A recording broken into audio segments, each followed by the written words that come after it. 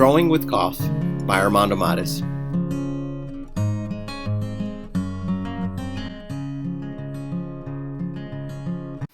Growing up in a time before Wi-Fi, social media, online gaming, when outside exploration wasn't forced, I have fond memories of what it meant to be a kid. I lived across the street from an open field with a hill that hugged the first hole of Groesbeck Golf Course. In an age and area where it was safe to go explore my surroundings on my own, the golf course became my wonderland.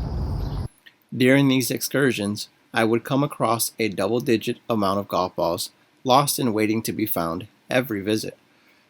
My brother and I started to build a vast collection of lost golf balls.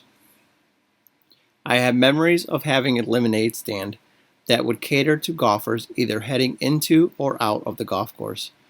One day, one of these golfers noticed some of the golf balls we had collected, scattered around the lawn and strewn across our porch, and said, "How much would you sell some of these golf balls for?"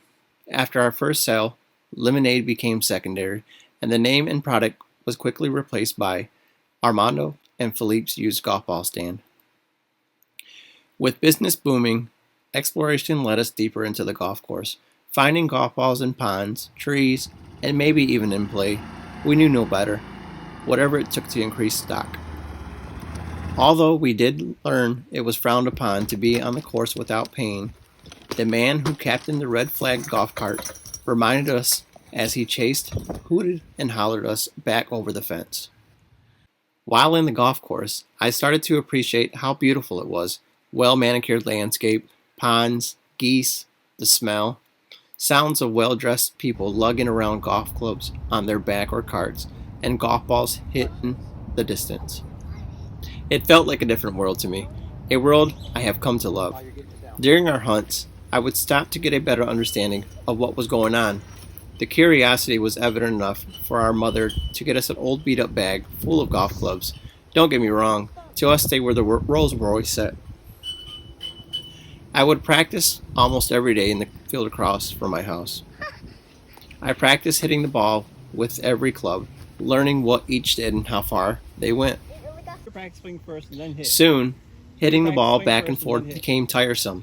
I craved the course. My brother and I would jump the fence before dusk and play the game we called We Finally Made the Ball in the Hole, learning why we were able to find so many balls. We played as much as the sunlight would allow us to. After I built up my skills, it was time to officially enter the golf course and play the game as it was intended. It was a lot easier. There was no fence to jump at the clubhouse. Between course fees, tees, golf cart, the unspoken dress attire, food, and drink, we learned that golf is an expensive sport and hobby. It drastically ate away my savings from a business no longer in service because we now needed those balls, falling victim to what kept our business rolling. The first time I had to pay for golf balls, I was floored at the cost of what was once free to me. Over time, I picked up golfing lingo. Hole-in-one, the ultimate golfer's goal. Eagle, birdie, par, bogey, double bogey, triple bogey, shank, slice, keep your head down. 4, fairway, rough, fringe, tee box, drive, approach. The list goes on and on. The first time I had the pleasure of hearing the sound of a golf ball as it whistled past me brought a slew of emotions. Shortly after, a cart strolled up with 2 embarrassed and concerned golfers. One expressed how sorry he was and assured me that he yelled, "4!" as loud as he could. I previously thought from the way that people belted out 4 was to display the excitement that they expressed for making the ball in 4 shots. Most holes have a par 4. Par represents the amount of shots it would take for you to make the ball in the hole. It was at that moment that I learned why I occasionally heard the word 4, which now has a cover your head action that follows.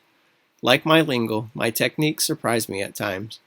Golf was a game, to my understanding, that had no ideal body type or athleticism. Coming from a person that fell short height-wise for most sports, I found my niche. With practice, better gear, and a love for the game, I became a contender, previously doubling the amount of strokes necessary to make a ball at par. I now get frustrated if I make it one over par, commonly known as a bogey. Although I did not take this skill to any professional platform, it is something I'm good at and desire to play just for fun. As an adult, I have the means to pay for it, but not as much as I would like. Golf is still ridiculously expensive. Golf is not only something I'm good at, it's a place I can go to get away from the worldly life expectancies. Golfing provides a chance to revisit fond memories of growing both in life and for the love of the game.